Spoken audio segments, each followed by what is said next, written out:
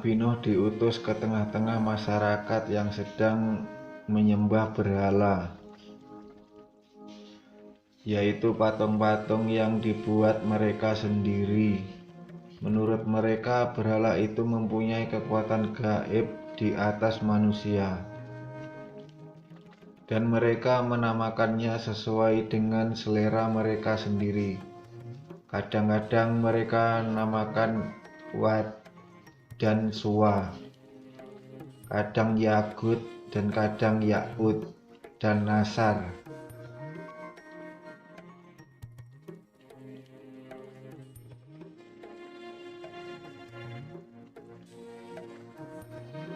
Nabi Nuh mengajak kaumnya untuk berpikir. Ia mengajak kaumnya melihat alam semesta ciptaan Allah.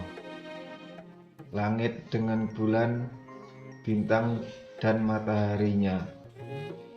Bumi dengan kekayaan yang ada di atas dan di bawahnya, berupa hewan, tumbuhan, dan air yang mengalir. Pergantian siang dan malam, semua itu menjadi bukti dan tanda kekuasaan dan keesaan Allah. Kemudian Nabi Nuh juga memberi kabar akan adanya ganjaran berupa surga dan kenikmatan bagi mereka yang beramal soleh.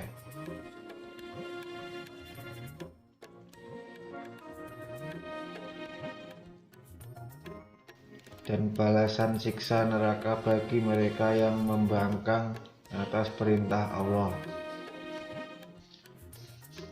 yaitu mereka yang mungkar dan bergelimbang dalam kemaksiatan. Dakwah Nabi Nuh dilakukan dengan giat siang dan malam, baik secara sembunyi-sembunyi maupun terang-terangan.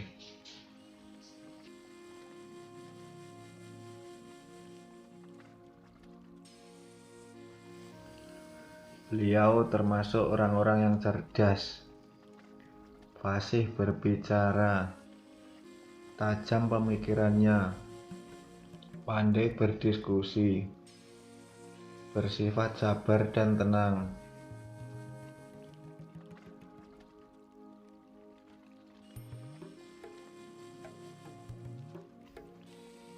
Nabi Nuh diangkat menjadi Rasul ketika berusia 450 tahun dan wafat pada usia 950 tahun.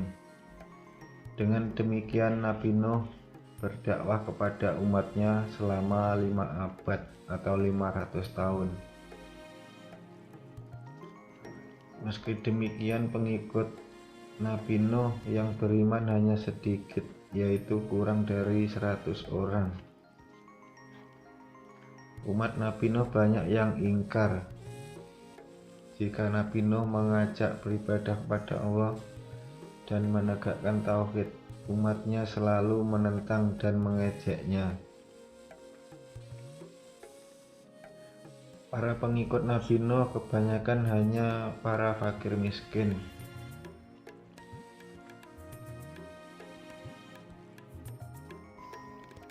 atau golongan ekonomi lemah. Para bangsawan, orang-orang kaya, dan terpandang di masyarakat malah memusuhinya. Pada suatu ketika orang-orang kafir hendak menipu Nabi Nuh. Mereka mengatakan bersedia mengikuti Nabi Nuh, asalkan Nabi Nuh mau mengusir para pengikutnya yang terdiri dari orang-orang miskin. Namun Nabi Nuh menolak permintaan orang-orang kaya itu.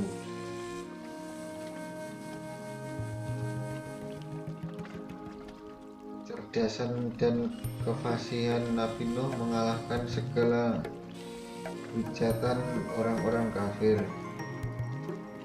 Akhirnya orang-orang kafir itu jengkel dan menentang Nabi Nuh.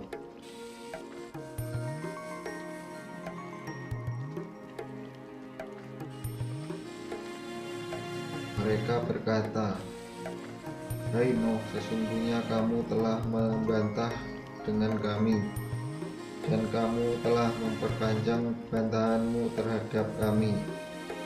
Maka datangkanlah kepada kami azab yang kamu ancamkan kepada kami, jika kamu termasuk orang-orang yang benar.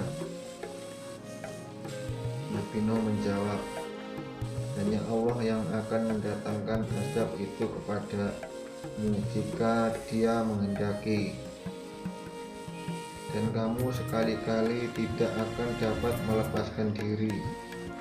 Tidaklah bermanfaat nasihatku kepadamu jika Allah ternyata hendak menyesatkanmu. Dia adalah Tuhanmu, dan kepadanya lah kamu dikembalikan.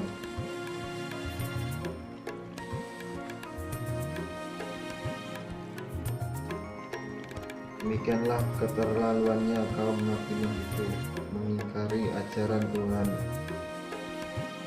Mereka bahkan mengejek dan menghina Nabi Nuh sebagai orang-orang bodoh dan gila. Nabi Nuh sebagai utusan Allah tetap melaksanakan tugasnya, dan orang-orang kafir makin keras menentangnya. Mereka bahkan mengancam Nabi Nuh, sungguh jika kamu tidak mau berhenti berdakwah, kata mereka, maka akan merajangmu beramai-ramai.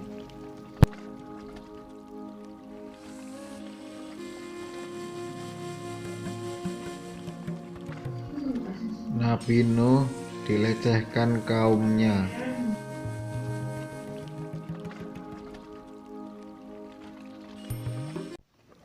Setelah dakwah yang disampaikan menemui jalan buntu dan pengikutnya tidak bertambah, maka Nabi Nuh mengadukan kaumnya itu kepada Tuhan. Berdoa Nabi Nuh, ya Tuhanku, janganlah engkau biarkan seorang di antara orang-orang kafir itu tinggal di atas permukaan bumi. Sesungguhnya jika engkau mereka tinggal, niscaya mereka akan menyesatkan hamba-hambamu, dan mereka tidak akan melahirkan selain anak yang berbuat maksiat, lagi sangat kafir. Allah mengabulkan doa Nabi Nuh. Allah memberi petunjuk agar Nabi Nuh membuat kapal yang sangat besar.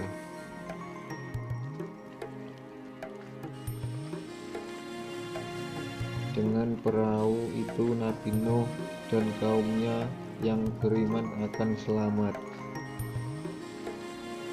sedang kaumnya yang ingkar akan ditenggelamkan dengan banjir yang sangat besar, sehingga tak seorang pun dari mereka ada yang selamat. Semua binasa. Selagi Nabi Nuh dan pengikutnya membuat kapal di atas bukit, kaumnya yang ingkar mengolok-olok dan mengejeknya. Lihat, Nuh semakin gila saja. Masa kemarau panas begini membuat perahu di atas bukit lagi? Sesungguhnya dia sudah miring otaknya.